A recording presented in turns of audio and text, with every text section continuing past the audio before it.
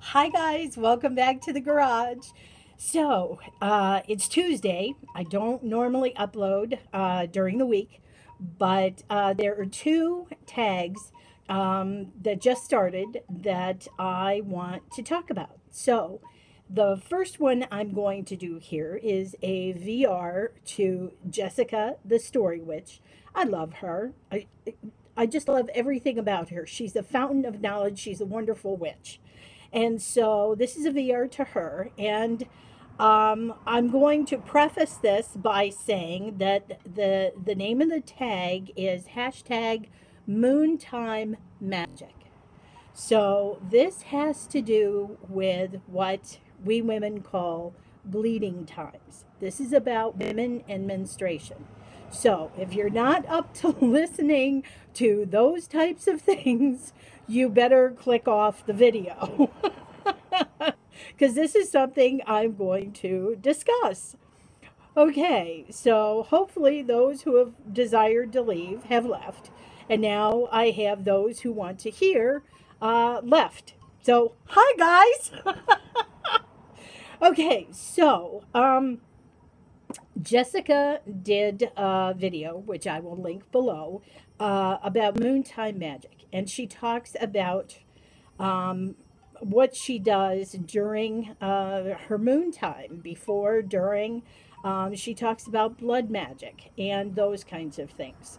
And she talks about herself, which is what I'm going to do. I'm going to talk about my moontime magic. As most of you know, I'm 54, and I have passed my moon time by several years at this point. I went early, and some speculate that's because I don't have any children. However, my mother started extremely early. She started much earlier than me. This is hysterical because this is the ice cream man going by. We never we have ice cream trucks, but honest to God, this is the first time I've had a walking ice cream man go by the house. I can't make this shit up. I really can't.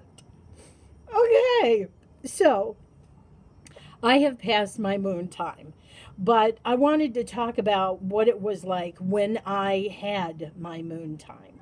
And, I was never, when I first started in the craft, that was not something that was really discussed very much because things like blood magic were, you don't talk about those things. So it was very much a hidden thing. And personally, I absolutely detested it. I did my whole entire life. I hated having bleeding times because it was very heavy, it was very uncomfortable. It just absolutely sapped all my energy. I didn't want to witch, I didn't want to work, I didn't want to do anything during those times. And my moon time was so erratic. From the very first moment I started bleeding, when I was like 13, I could never count by days. It was just, when it showed up, it showed up.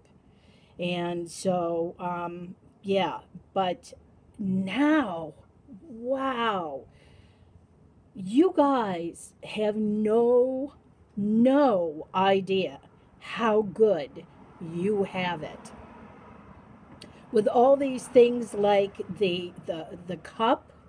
Wow, that's incredible. You have no idea how many pads, conventional pads, I went through because there were no other choices. Now, we did have the whole tampon Tampax thing, but you know what? I couldn't use them because I couldn't get them in there. And then actually, you know, uh, probably more than you want to know. But anyway, later on in my 20s, it was actually discovered that I had an extra flap of skin, which did not allow uh, that to happen. So, that's why it never happened. But I used a ton of pads. And now I'm seeing people with reusable, washable things. And I'm like, oh my God, it's just blowing my mind. So you have no idea how lucky you really are to have these things today that I didn't have back then. You're also extremely lucky to be able to freely talk about your moon time and blood magic using your own menstrual blood, which is a huge, powerful source for yourself. It is the seat of our inner power. Nobody else can have that but us. And so that is extremely special, very, very special. Now, I have partaken in blood magic, not menstrual magic. It was one of those, slicing your finger kind of deals.